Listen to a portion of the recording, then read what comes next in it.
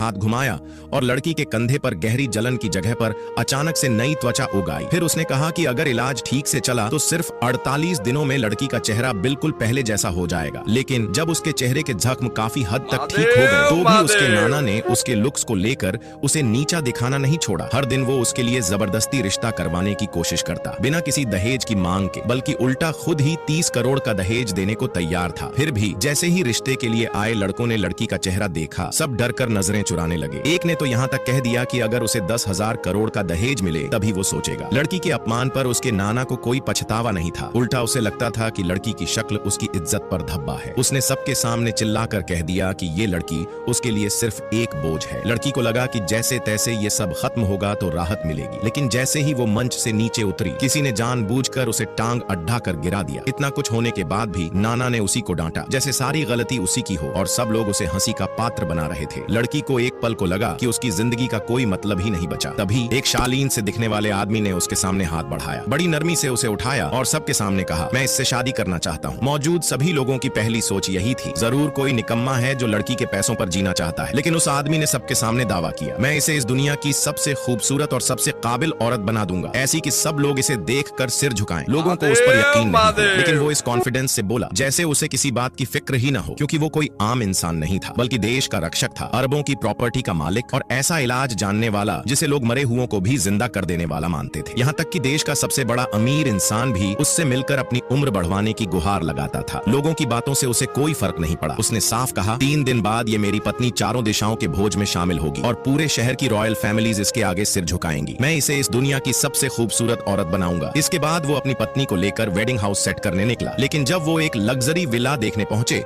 तो वहां की सेल्स मैनेजर ने लड़की का चेहरा देखते ही साफ मना कर दिया। नहीं बेच सकते, क्या मतलब है आपका? आदमी ने पूछा। मैनेजर ने अकड़ के जवाब दिया, सर ये हाई एंड विला है, यहाँ हमारे कस्टमर्स पूरे जैसे टी के जाने माने लोग होते हैं, आप लोग माफ कीजिए फिट नहीं बैठ